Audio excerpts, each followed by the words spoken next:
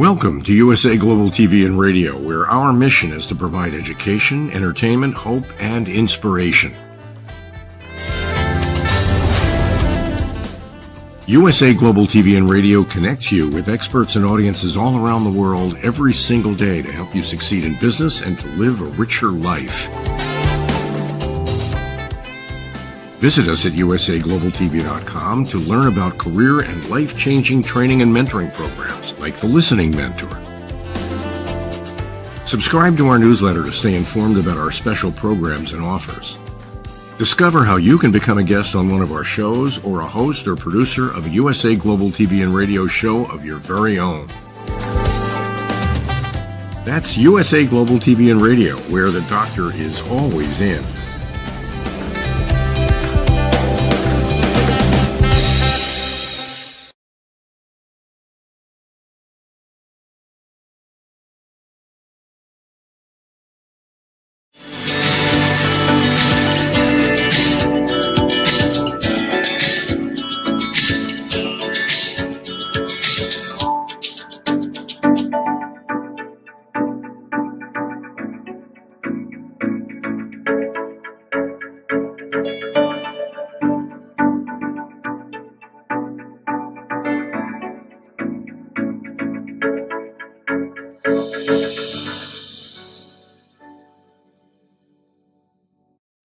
Hello, beautiful soul family, and welcome to Weekly Wisdom and Insights, your home for spiritually guided transformation and empowerment.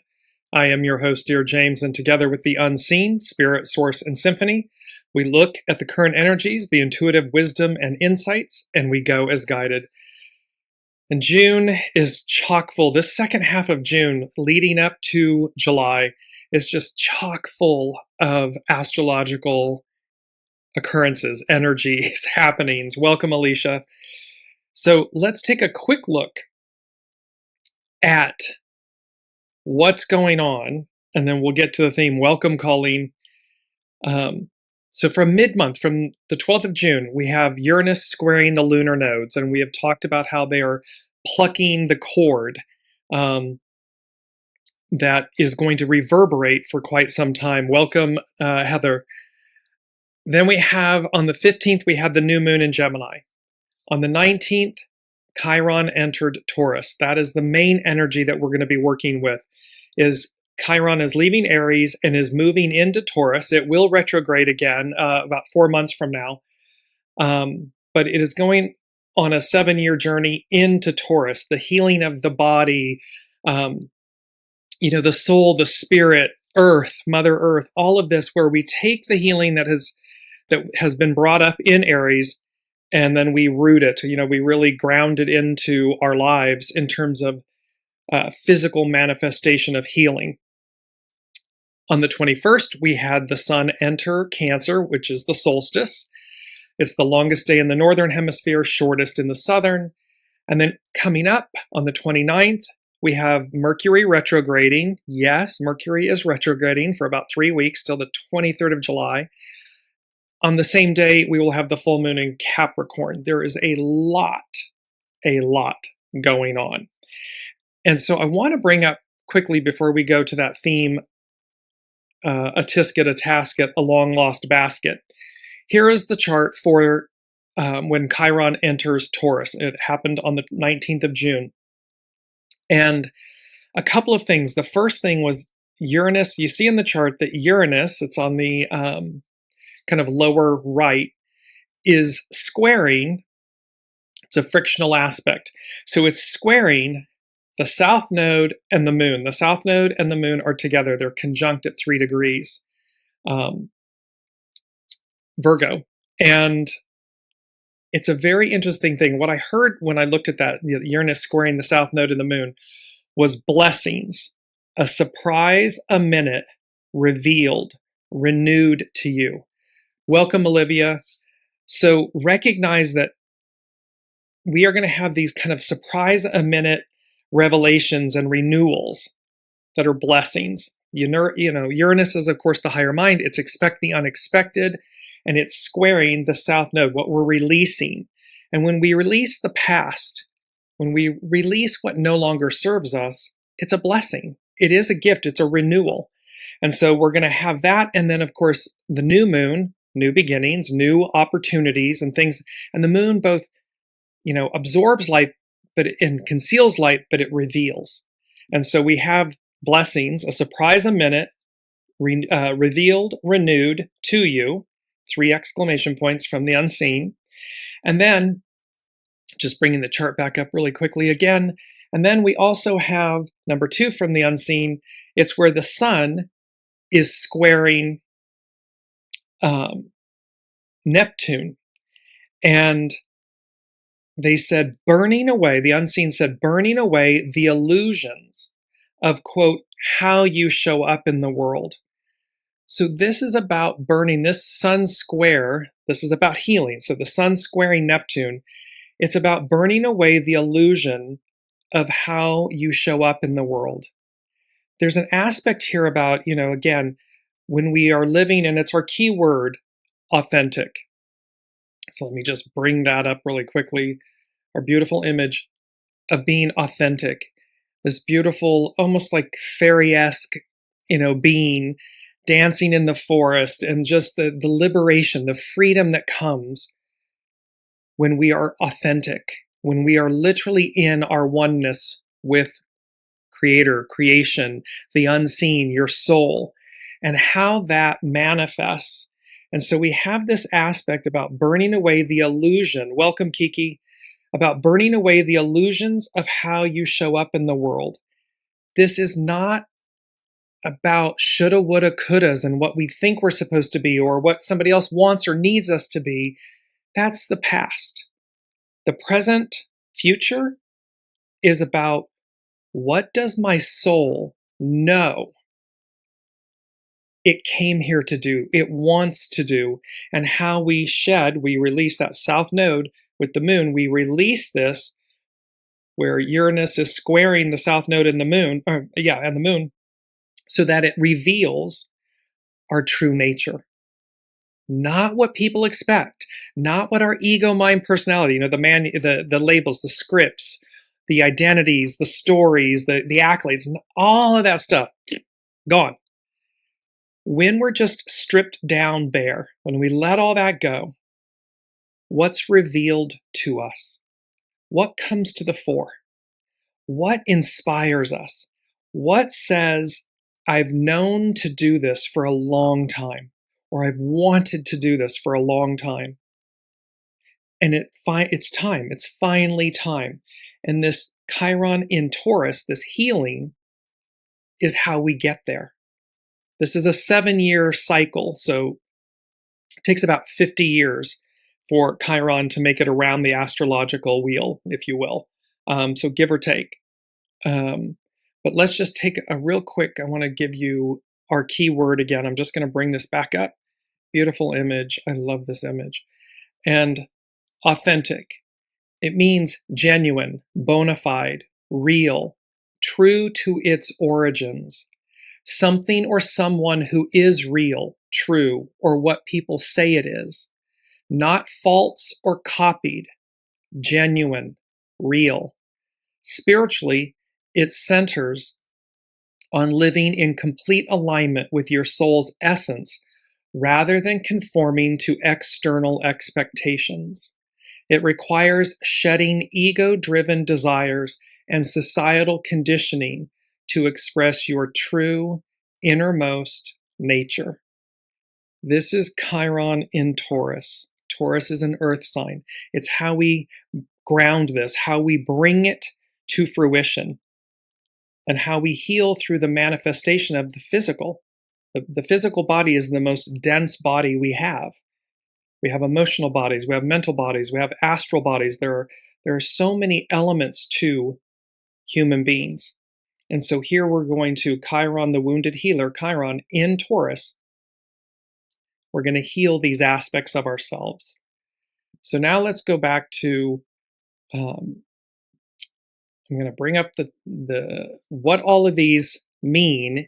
What I heard when I looked at that astrological wheel, that horary chart for Chiron entering Taurus, Chiron in Taurus. And I heard A-TISKET, A-TASKET, a long lost basket. And so A-TISKET, A-TASKET. The nursery rhyme has no official spiritual or religious origin. Originally in 1879, it was a playground singing game. Its title words are essentially nonsense syllables. However, the rhyme has taken on spiritual and symbolic meaning through its core imagery, the basket and the lost letter. The basket as abundance and life. Spiritually, the basket is viewed as a vessel of abundance. We are that vessel of abundance. We are the basket. This is what the unseen wants us to understand. We are a vessel of abundance. It's innate, it's inherent, it's divine. And so spiritually, the basket is viewed as a vessel of abundance. In various traditions, baskets symbolize optimism and holding life's blessings. The idea of a basket being filled, even when it appears empty, represents receiving divine gifts and having one's needs met, echoing spiritual parables about a vessel that is constantly refilled by the unseen, by the universe, by God, by the divine. So we are this vessel that's holding life's blessings, that's a vessel of abundance, that is spiritually replenished from the unseen. It's ongoing, it's eternal. The letter as a communication and connection. In the original children's circle game, a player sends a letter to a friend, drops it, and someone else picks it up. Spiritually, this action represents the concept of intent, connection, and divine messages. Dropping the letter can symbolize the loss of a connection, while picking it up represents taking responsibility for your relationships and maintaining spiritual bonds with others. So this is about, lost and found. It's like, have we lost our connection? Do we not realize our connection? Do we not realize our abundance as this vessel, this basket, and how we can pick that letter back up and carry on right where we are, because it's ever present. The unseen, the all that is, the divine is ever present. Your connection to the divine is ever present. You as a spiritual vessel, an abundant vessel, holding life's blessings, constant, eternal, ongoing. So we pick the letter back up. It's about resilience and overcoming adversity. The act of losing a message and chasing after it is often used in modern psychological and moral frameworks to teach children and adults alike about resilience. It symbolizes the spiritual journey of facing setbacks, accepting responsibility for the things we let slip, choices, and taking action to reclaim what we have lost. There's a huge message here from the unseen. They're in this moment, they're like, this taking action to reclaim what we have lost. It's up to us to take the action, to pick up the lost letter, to recognize that the basket, the glass is full. It's not empty. And that the unseen is ever present, always wanting for us, wanting the most expansive, abundant, pure, authentic experience, true north. Lastly, the green and yellow basket. Folklorists and analysts have often debated the meaning of the colors. While mostly chosen for their sing-song rhyme, green is universally tied to growth, abundance, and healing, while yellow represents joy and intellect. So this is a CHIRON in Taurus, this healing that we're going to bring into Mother Earth, bring into our bodies. It's tied to growth, expansion, abundance, currency, prosperity, healing. And yellow, joy and intellect, consciousness, and the joy of that. Now let's move to a long-lost basket. So spiritually, a long-lost basket symbolizes the recovery of forgotten blessings, the return of your harvest, and divine preservation. Baskets represent vessels for gathering and storing spiritual or material abundance. Finding one suggests you are entering a season where dormant gifts or talents are being restored to you. things that were lost, hidden. Uranus squaring the south node and the moon. We talk a lot about emptying the vessel, emptying the basket. To let go of the past, south node, let go of the past. The moon, Uranus, bringing these things. So when we do, we're making room for the new things to come into our lives. We're making room for unknown, unseen things to occur that illuminate us, bring us new opportunity. The spiritual meaning of this symbol, a long-lost basket, spans several powerful themes. It's about restored blessings and abundance. Baskets represent the harvest. If you have felt a lack of purpose or financial emptiness, finding a lost basket indicates that bigger blessings and rewards are returning to your life. This is about where we feel lost or empty or stuck or, financially, Taurus, money, earth, financially, it's a currency, empty. They're restored. The blessings are restored. The abundance is restored. It's about divine protection and preparation. Across spiritual traditions, a basket acts as a vessel of safety, much like the papyrus basket of Moses in the reeds. It suggests that your fears and burdens have been safely held or contained by a higher power while you navigated a storm. Everything is purposeful. Everything's happening for us. And these blessings don't go away. Colleen is saying all of that. Exactly. These things don't go away. They may be suspended, if you will, so that our focus is brought in, it gets recalibrated, so that our focus, what are we doing these things for? Why are we doing what we're doing in life? What are the choices that we're making? Are we doing it because it's authentic? Or are we doing it because it's what somebody expects, or it's a status symbol, or it's what I'm supposed to be? That's the old Piscean patriarchal I era. The Aquarian matriarchal era, the we, says, oh, I operate from my soul. It's pure, it's authentic. And what I do, the intention with what I do is so pure. It just radiates, it comes forward. I know to do this, a tide lifts all boats. I know to do it for all. And in reciprocity, in receiving, it's already coming back to me. The I will receive it as the I puts it out for the we. That is an inversion of where we've been. It's also about reclaiming your roots.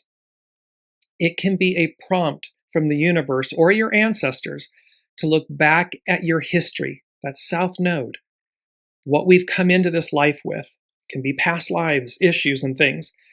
Our past, literal past in this moment. To look back at our history, ancient talents, passions, or cultural wisdom you once put aside are being uncovered to help you on your current path. So things that may have been present to us in childhood or as we came into life, and life kind of, quote unquote, beats things out of us, and we put them on a shelf, we put them aside. Well, now, it's about ancient talents, passions, or cultural wisdom you once put aside are being uncovered, Uranus, the moon, uncovered to help you on your current path. It's bringing them back to the fore.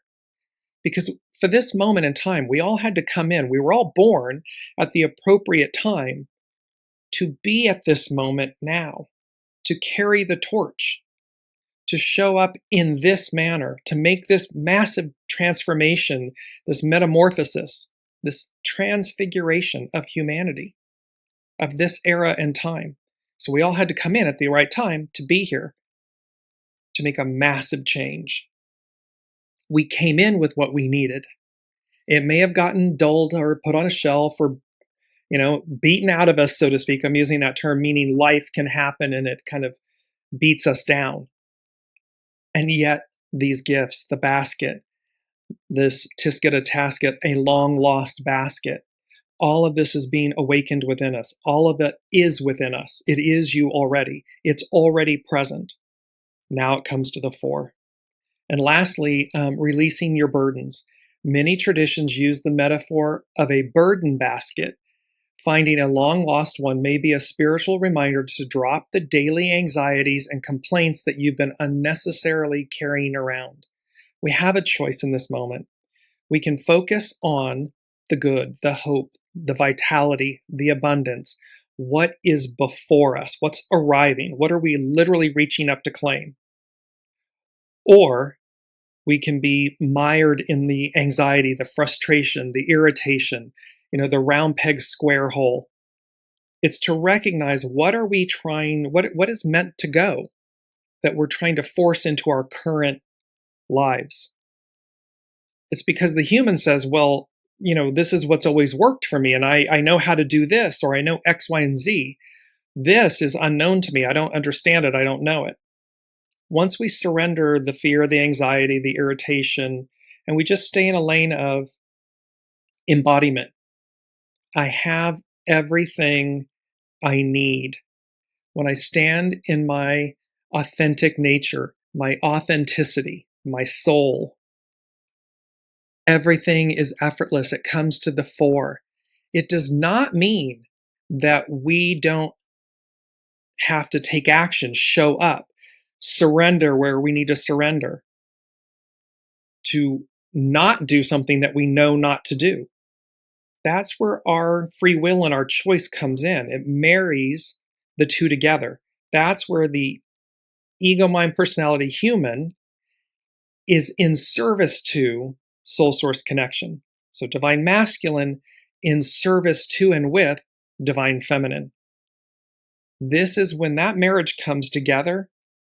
It's next level harmony, bliss. It does require effort. We have to show up and let the soul, the unseen, lead, guide us. Let's move into our main theme. I love this. Healing what hurts. A walk down memory lane. And in this image, you see a group of human beings walking on this path, road. There's like an illuminated, it's like the sun and the starburst just radiating and swirling. And you see this planet above.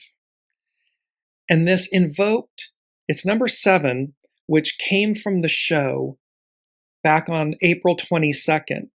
And 22, by the way, master number 22 is in our numbers today. But on the 22nd of April, it was Field of Dreams. The Great Awakener acts, takes action. And this was Uranus entering Gemini. Uranus in Gemini is a 7-year cycle, give or take, 7-year cycle.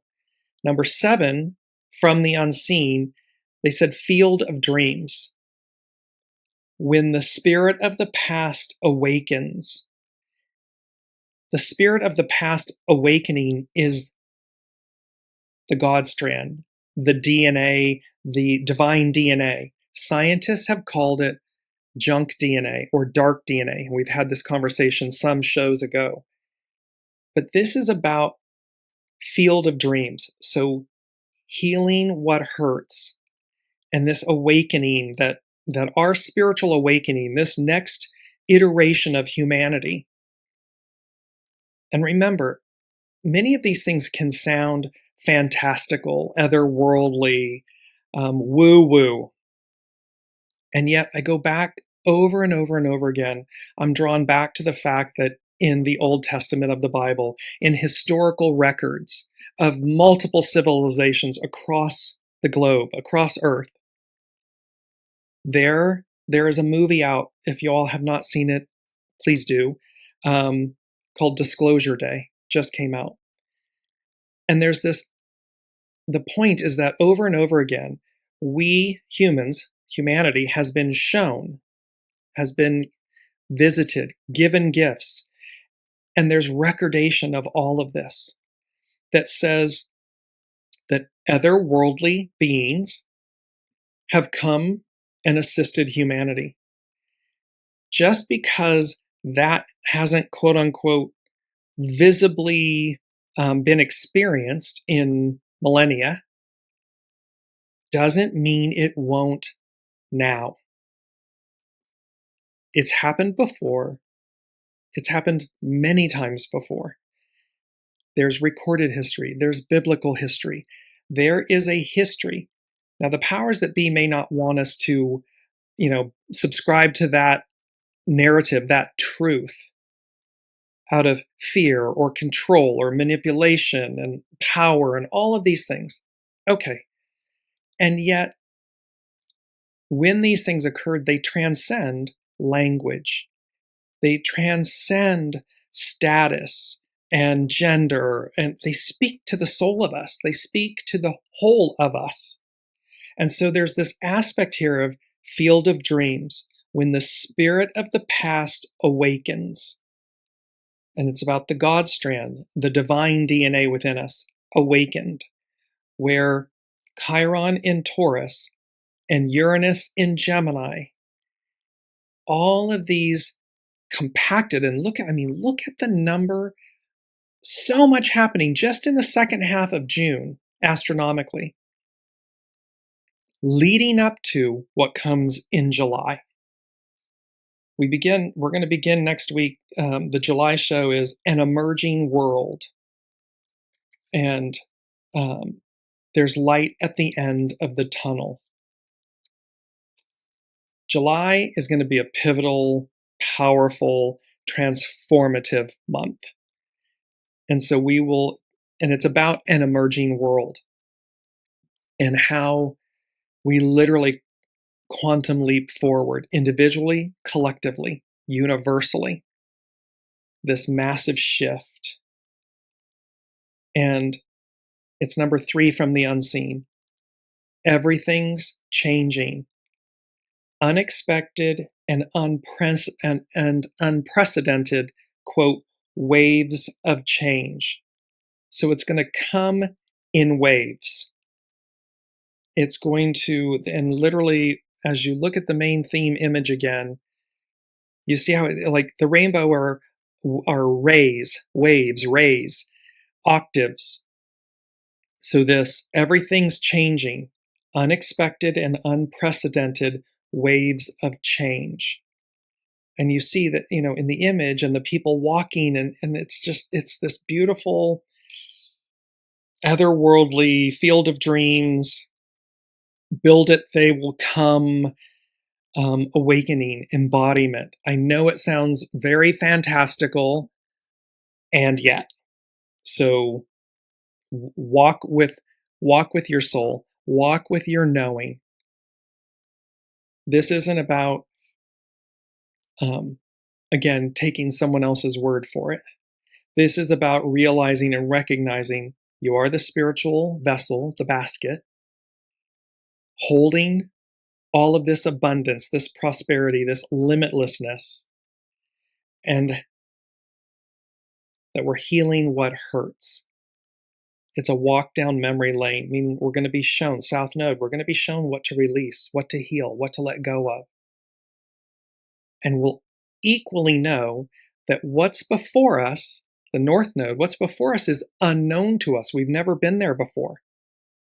It is something that comes out of nowhere. We go about life, in our daily lives, we go about aligning in each day, do what we can in each moment that is aligned. Master Jesus said over and over and over again, be ready, be ready, be ready. Be ready means be in alignment with. Are you in alignment with your soul? Are you in alignment with your authenticity, the purity of your being, your essence? Are you living an authentic life? Or is it mired in ego, mind, personality, artificial intelligence, not original intelligence? And how, when we're ready, when we're aligned, just makes it that much easier. Okay, healing what hurts. So spiritually, healing what hurts is the process of unraveling false ego identities and transforming old wounds into wisdom. It is a sacred calling to confront buried pain at its root. That's that word root twice. It's going to be in here 3 or 4 times. You'll see coming up.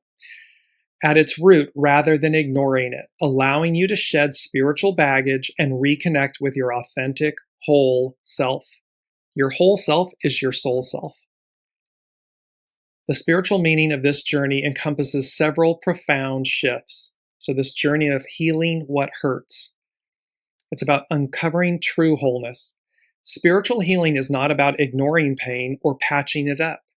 Instead, it is the realization that beneath your wounds resides a permanent state of peace. It strips away illusions to remind you of your eternal harmony. So our wounds aren't there to harm us and hurt us. They are there actually to heal us, to reveal, remember, without an irritant in the oyster, there is no pearl. We can't create the pearl without the irritant. So the wound is the impetus to bring about the wisdom, the pearl. So don't stay stuck on the surface or in the illusion, the irritant. Move through to the wisdom, to the pearl, to the gift. It's about transcending the past. Pain often creates distorted beliefs about who you are. Healing requires giving up the hope of a better past. By actively releasing, grieving, and forgiving. This is about not being mired or stuck in the pain of something, but seeing that everyone plays their part in their role for us. We are the stars of our own play, our own universe.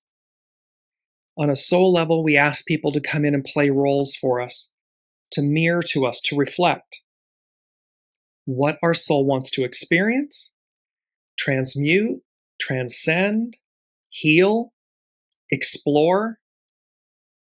And so when we recognize that, even when someone has harmed us, hurt us, when we release the harm, the how that came about, and we get below the surface, there's wisdom there. We can see beyond the pain of something, the wound, to get to the wisdom. This shifts your future from being dictated by past suffering to being guided by grace. And it's also to recognize that other people's pain, hurt people. Well, other people's pain is a vehicle. It's not our lesson. We're not meant to be stuck in or allow our lives to be dictated by past suffering, by past experience, by someone else's past pain. That's theirs. What we're meant to do is harness that pain, that experience, for our empowerment, our healing, our growth, our evolution. How we do that is by working through healing what hurts. The dark of the night paradox. Often, healing feels much more painful than the initial wound itself. This is because as you awaken, your system resists letting go of familiar defense mechanisms. This discomfort is viewed as a fire that clears the illusion. This is about burning away the illusions of how you show up in the world. Authentic you, authentic us. Authentic means pure, real, bona fide. So this discomfort is viewed as a fire that clears the illusion rather than a sign of regression. We don't want to be stuck in the pain. We want to transcend it. Transcending it doesn't mean ignoring it or burying it. It means seeing through it to get to the deeper, greater gift and wisdom of it. When you can actually say, thank you, namaste, it doesn't have to be directly. It can be literal or it can be figuratively. But when you can stand there and look at something that has harmed you, and literally, genuinely, authentically say, namaste, I bow to the divine in you. Thank you, genuinely thank you for showing up to reflect XYZ. You've found the pearl, you've found the wisdom.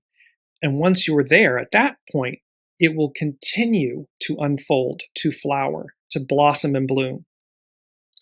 because the pearl is growing, the wisdom is growing. It doesn't stop. So, from a metaphysical connection, specific traditions teach that wherever you are in pain, be it fear, anger, or denial, that area of your spirit and body is effectively stuck and prevented from growing. Engaging with the pain allows you to unlock that trapped energy.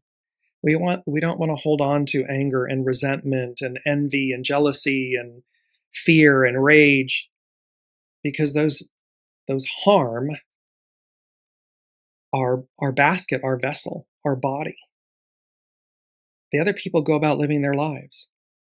So allow that energy to move through you, to be released, so that, again, you come back to an authentic, pure state of being. So healing what hurts, and now a walk down memory lane.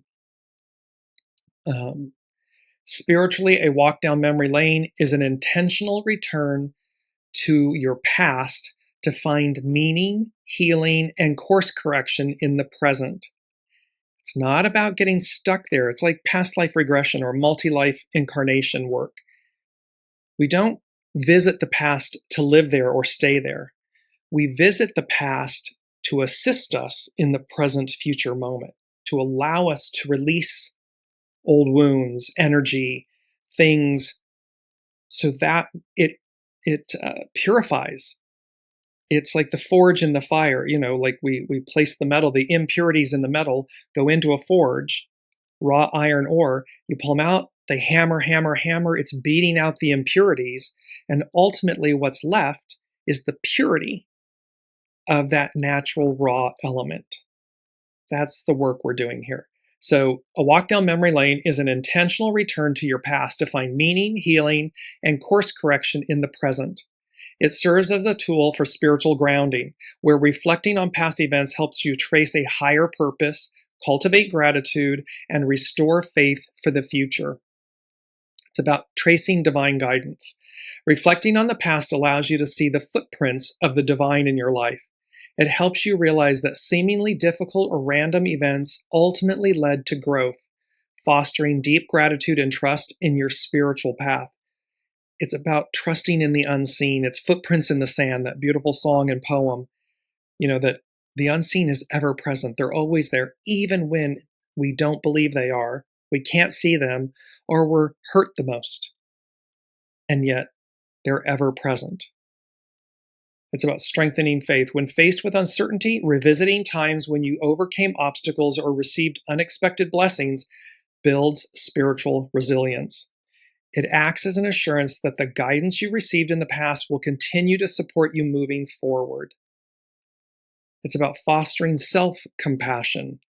Looking at your earlier self helps you integrate your history into your current identity. Allow your life experiences to refine you, not define you. So this is about self-compassion. This is about acknowledging we're human. We have all made, air quotes, less than good choices. But that doesn't mean that those choices weren't purposeful. They are. Even if to demonstrate what we're not to be or don't want to be. They're purposeful. So don't try to kill them or eradicate them. Look at your earlier self helps you integrate your history into a current identity. It allows you to offer grace to your past struggles and better understand who you've become, who you're becoming, who we all are becoming. If we stayed stuck in all of the air quotes bad choices we've made throughout life, then we would be stuck in bad energy, in this cyclical shadow, goo, doom and gloom. But the unseen, the eternal, the divine is ever joyous, ever present, ever evolving, ever wanting, ever forgiving, that we can stand and say, yes, let me learn from this. Let me heal what hurts. Let me allow it to refine me. And then I make, air quotes, better choices moving forward. And lastly, it's about connecting with the present. Spiritual memory isn't about living in the past. It's about retaining the meaning of past experiences to shape how you live here and now. It keeps you aligned with your core values and life purpose. This healing what hurts, a walk down memory lane, this field of dreams, build it and they will come. The great awakener acts and takes action. This awakening, Uranus and Gemini, this awakening. Gemini is the twins. It's about how we think. It's ruled by Mercury, so it's how we think and communicate, and it's our expansiveness. It's an air sign. It's about fluidity and movement. So all of this is about moving into, remember, we're going back to where we began, an octave higher. So it is about a higher octave of self, of our heaven on earth experience. It's everything changes. Everything's changing. Unexpected and unprecedented waves of change.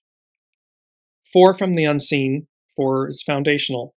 Love takes time. Healing the wounds of the past. And then they said victory. So there's victory in this healing what hurts. There's victory. The unseen is very clear about this. The future is abundant. It looks like Rome is burning. Yes, it does. But again, that's the forge. That's the iron ore in the forge. And we are masterfully pounding, beating out the impurities so as to arrive in the new. That metal comes out of the forge, having been beaten. The impurities are being beaten out, and what's left is pure. It's authentic. And so love takes time, healing the wounds of the past. There's victory here. It's assured. You can do it. I can do it. We can do it. As above, so below. The unseen is doing it. It sees all. There's no hiding from God, the divine, the unseen. There's no hiding. So let's just get on with it. Let's recognize these truths, recognize otherworldly assistance, and be in the flow of this most beautiful journey, this walk down memory lane. Because remember, again, Master Jesus said to the disciples after the crucifixion and resurrection, and he appeared to them in the room, in the locked room, and he said, and they were asking, where are we going? Where are we going? It's unknown to us, right? And he said, you ask where you're going without knowing where you've been. We have to recognize where we've been. What are the wounds that we have caused, chosen? 8 billion plus souls, millennia of humanity. You ask where you're going without knowing where you've been. Well, let's heal what hurts. Healing what hurts. A walk down memory lane. The healing doesn't have to be painful. We don't have to fear it. We just have to be in alignment with it. Choose to look at it. Choose to see the past. Got it? Understand. I'm seeing deeper than I have before. Oh, I see how you showed up for me. Okay. And move through. That doesn't mean that people from your past, you don't have to allow people in. If that's not correct or right, you'll know it. Your soul will know it. It doesn't mean, because forgiveness doesn't mean inclusion. It doesn't have to mean inclusion, meaning I allow somebody that harms. That allowing somebody that may harm you, if they've evolved, can a leopard change its spots and so forth? Okay, well, let's see. But if you instinctively know, your soul will know. Then you thank you for the lessons, I got it, and you move along. It doesn't mean that forgiveness isn't conditioned upon allowing further harm. That's not the moral of the story.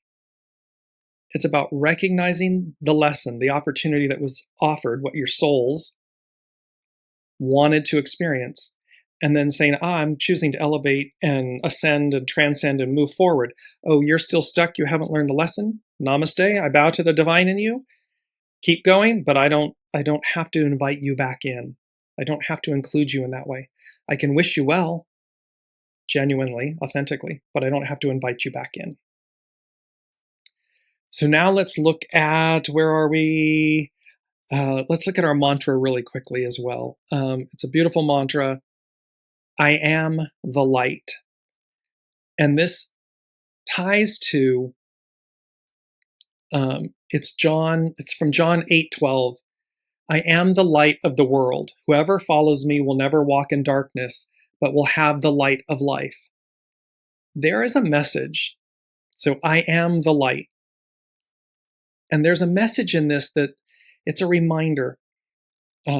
Much of Master Jesus, his life, his teachings, all of this have or are wrapped up in quote unquote organized religion. However, the messaging, the purity, the authenticity of the word transcends all. So it's a universal spiritual message. It need not, it can be received in a religious manner, but it doesn't stop there. It transcends all of that. And so this I am the light, our mantra, I am the light, is to remember the basket, the vessel of abundance, the joy, the purity, the authenticity. I am the light. And so it speaks about Master Jesus claims to be the ultimate source of truth, grace, and spiritual guidance, dispelling the darkness of sin and ignorance. By using the phrase I am, echoing God's revelation to Moses in Exodus 3:14, Jesus is asserting his divinity and oneness with God, with the divine, with the Father. The verse requires a choice.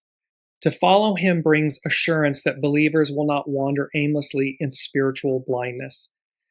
Remember, separate this from, and I mean no disrespect to organized religion.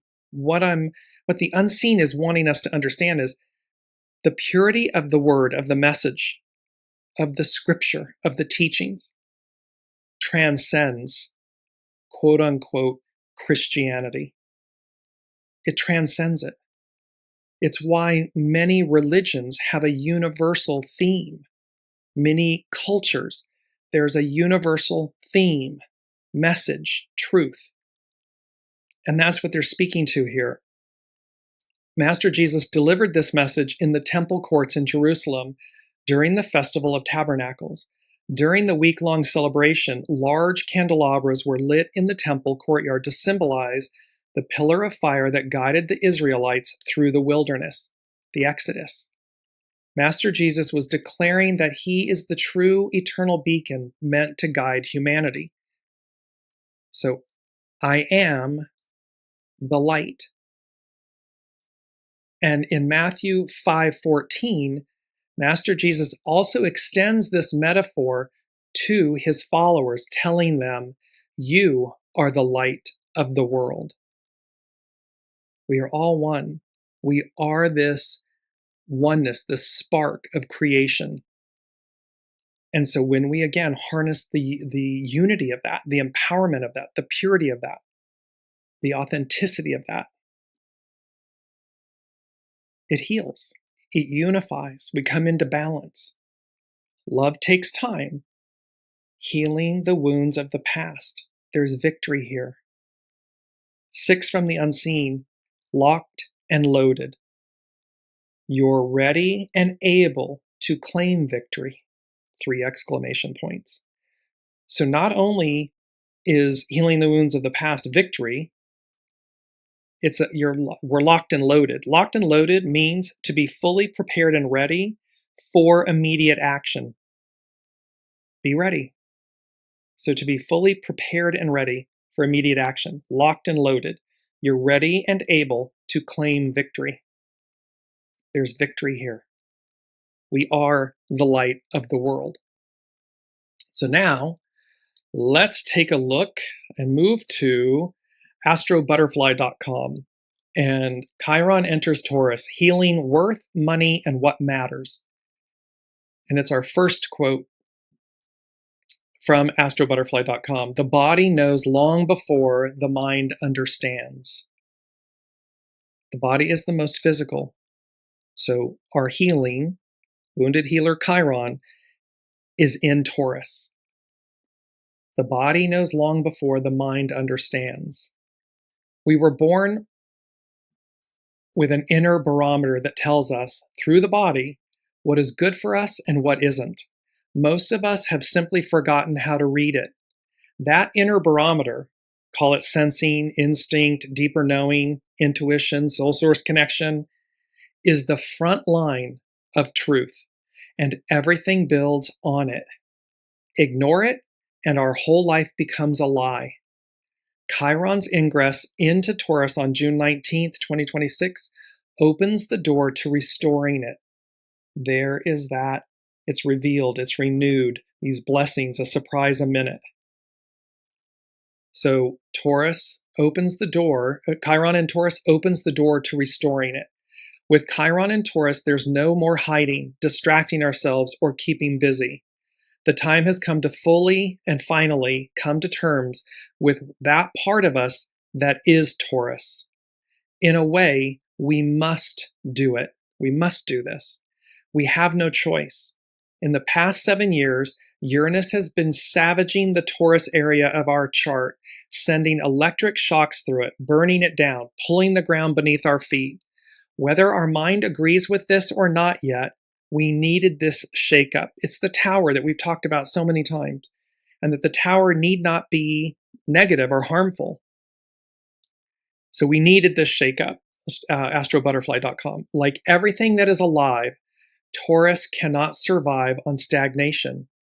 Uranus left us with ashes, and this is from where Chiron is taking over. It's the Phoenix moment. Chiron orbits closer to the sun than Uranus, which makes its energy more accessible to us. Not easy, but workable. When Uranus overwhelms, Chiron can be met and worked with. Chiron's orbit takes around 50 years, which means its return arrives just after the midlife transits, at the point in life when we're finally ready to face what it asks of us. Something fundamental becomes available to shift. It makes sense when we look at Chiron's symbolism: half horse, half man, half animal, and half God. Chiron represents the ongoing process of making nature and consciousness work together. Without Chiron, we can only live half lives and half truths. Chiron pushes our buttons. He's called the wounded healer after all, so that we finally address what we've been avoiding. The result is not, quote, healing in a therapeutic sense, but alignment, restoration, evolutionary relief. This isn't a flash in the pan. This is about deep alignment, restoration, evolutionary relief. So how will Chiron express itself during its upcoming 7-year stay in Taurus? First, this is a rare transit, not the kind we get every other year, where we have the luxury to try and learn. The last time Chiron was in Taurus was around 50 years ago, from 1976 to 1983. And what is rare is significant. Unless we live for another 50 years, we won't get another opportunity to heal that part of us that is Taurus. If there is one thing that the world and every one of us desperately needs right now, it's healing the animal within us. It's about healing that raw nature, the divine masculine within us, that creative force. The Taurus wound is the exile from the body, from the knowing, from the primal trust that it's safe to be here. That's your soul source connection, your intimate knowing that no matter what's happening on the earth plane, I'm safe, I'm sovereign, I'm whole. And when I connect and stay in that lane of truth, of vitality, of abundance, then the other things lose their power, meaning they're not controlling and holding. It's out of fear that humans make bad choices, less than good choices, or shadow choices. When things are abundant and prosperous and thriving, typically humans make, air quotes, positive choices, good choices. So, astrobutterfly.com. When that primal trust is broken through early experiences of scarcity, conditional love, having to earn our place, being too much or not enough, the body stops feeling safe. and the knowing goes offline. When the knowing goes offline, we end up not fully living, running on autopilot, going through the motions or emotions, one and the same, both the motions and the emotions. When Taurus knowing is restored, we just know what is good for us, what makes sense, and what helps us grow. There's a sense of foundation and trust and empowerment that goes in when we're aligned and we know, it's a knowing, we know, and we trust it. We're not overriding it. In this, we make good choices, and then all the things we normally associate with Taurus, self-worth, self-value, pleasure, money, productivity, follow downstream from there. They flow in alignment with it. It's number 5 from the unseen. And 5 denotes change. They said, steady as she goes, a calm delivery to one's intended destination. Stay steady as she goes. Stay calm and centered. Walk with the wounds. This healing what hurts, a walk down memory lane. It's okay. Be one with it. Allow it to come up, not fester. Allow it to come up. See it from a neutral place and work through it and transmute it, release it. Imagine again, over and over again, the temperance card, the iron ore, the raw iron ore in the forge.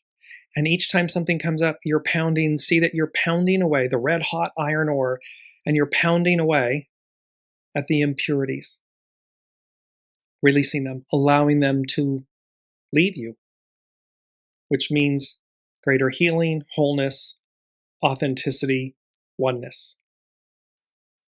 Now we're going to move to Astrology by Lauren. She begins with a quote by the Buddhist monk Pema Chodron. Compassion is not a relationship between the healer and the wounded. It's a relationship between equals. Only when we know our own darkness well can we be present with the darkness of others.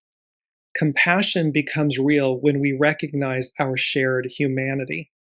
There's a beauty in Namaste, I bow to the divine in you. We're all divine.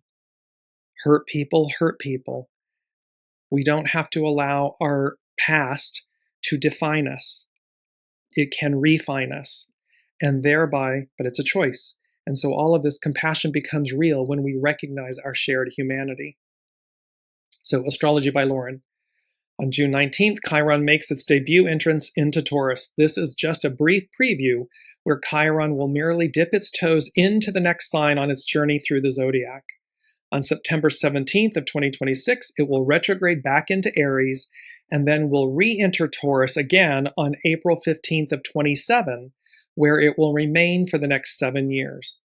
Chiron enters Taurus just before the sun enters Cancer on the solstice, forming a sextile, it's a harmonious aspect, of potential with the sun on the Earth's axis.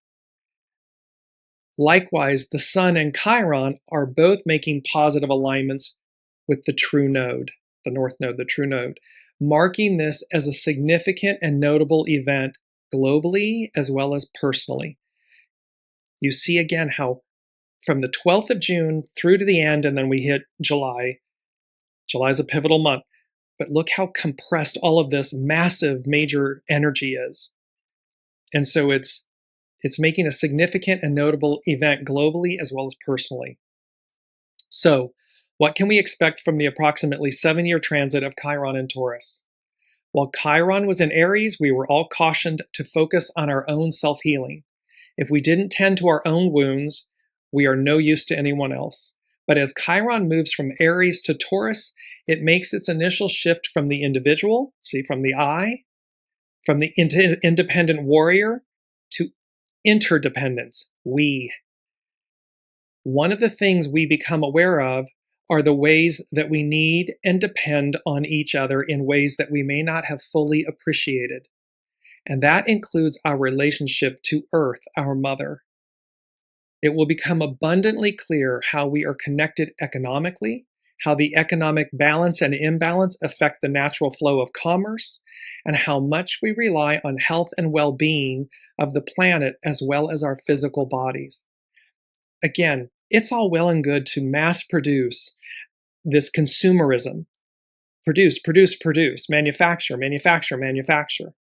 When all of the wealth is held in 1%, the 99% have no ability to purchase what you're pumping out, producing, manufacturing.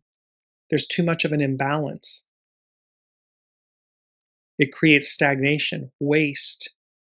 At some point, the understanding is that, you want consumerism? Then these 99% need the ability, a living wage, the ability to purchase, to consume. Otherwise, it's fruitless. It's meaningless. So, it will affect the natural flow of commerce and how much we rely on the health and well-being of the planet as well as our physical bodies. Taurus has to do with financial interconnectedness, worthiness, and what we value. And Chiron here will compel us to address wealth scarcity due to consolidation and food scarcity due to climate and economic changes. However, it also compels us to consider how well we value ourselves on a personal level. It will always be an inside job. Our self-value, self-worth, our ability to transcend, to aspire, is an inside job. It always will be. It is not dependent on another person's valuation of us. Sorry, I had a little tickle in my throat. So, for instance, and this is Astrology by Lauren, for instance, being willing to ask for help and or for what we deserve and or need to survive. So it's about how this compels us to recognize our own value and our willingness to ask for help and assistance when we need it, and that we deserve it. It's not entitlement, but that we can, coming from a place of purity, seek assistance. The solstice on the 21st is one of the 4 magical corners of the solar year, the longest day of the year in the northern hemisphere and the shortest in the south. It is a day of power and initiation, memorialized at sunrise by the heel stone of Stonehenge. Midsummer has been celebrated with bonfires which welcome prosperity and fertility and drive out evil.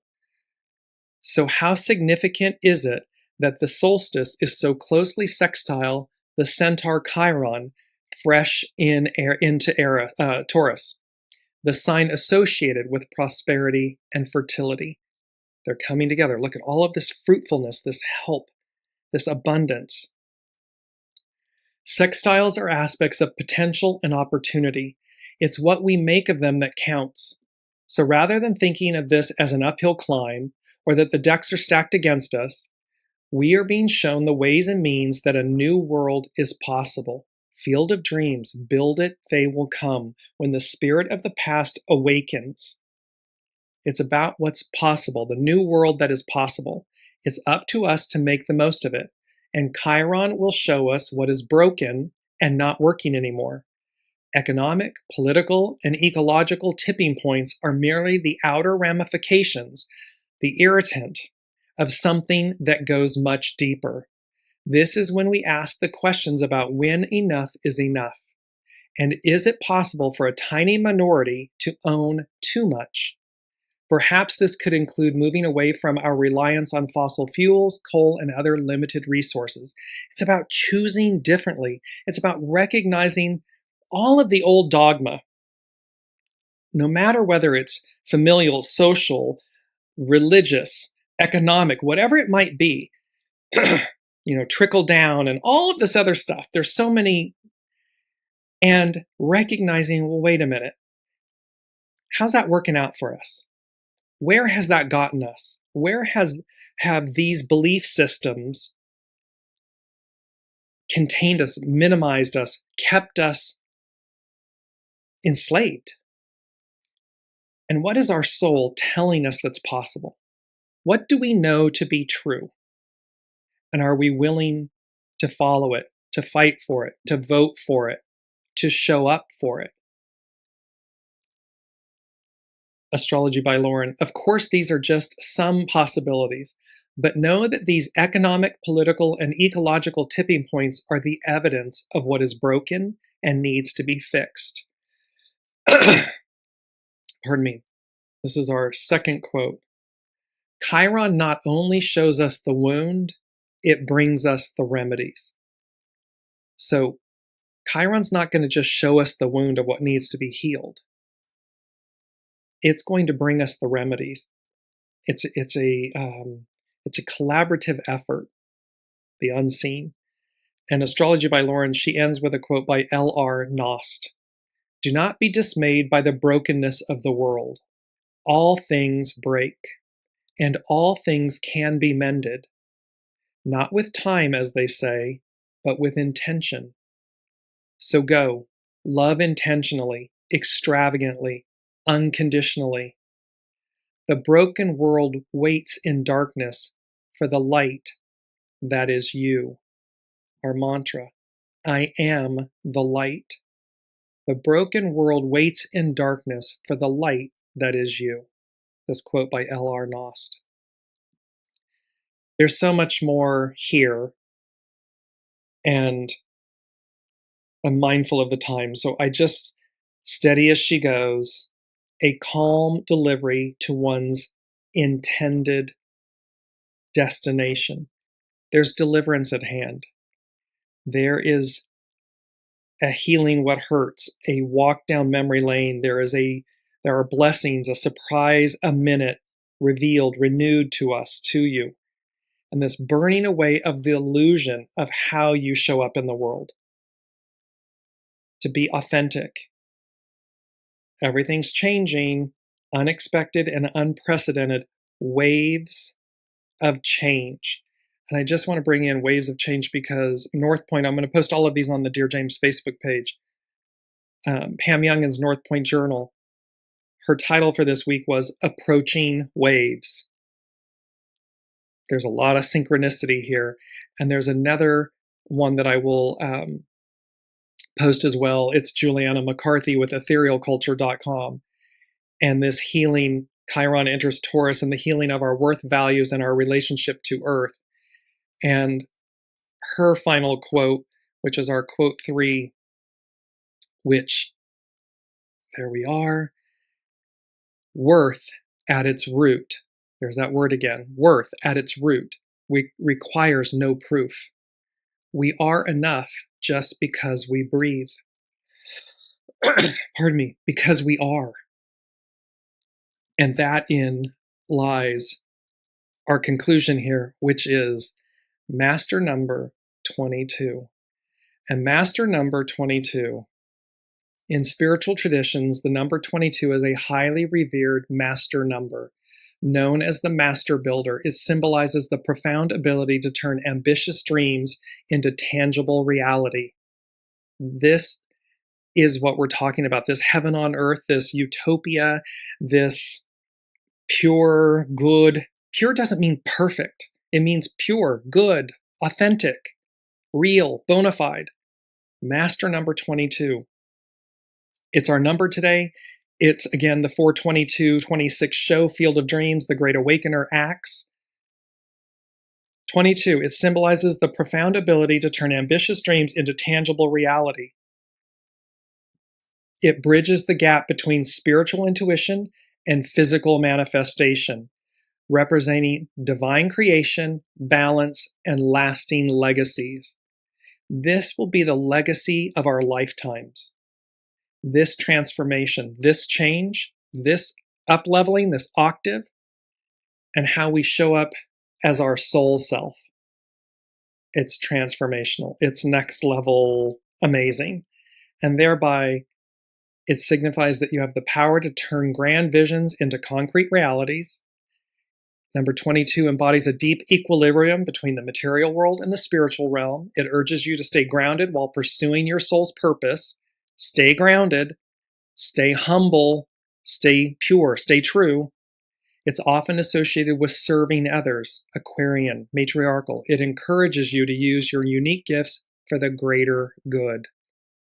A tide lifts all boats. This is the moment. They're saying to me, this is the moment you've been waiting for. This is it. So let's all show up. All right. Love you all. Thank you all so much for your energy, your presence, your presence on this journey, and this a walk down memory lane. I'm just bringing up the main theme again as we close out this beautiful image of these humans walking in the openness with this radiant, swirling source, universe above, this planet above, new earth, a new octave, and yet they walk a field of dreams. They walk in knowing. They walk in faith and trust, in inspiration of what is. Can't wait to see what's up next. We'll see you all next week.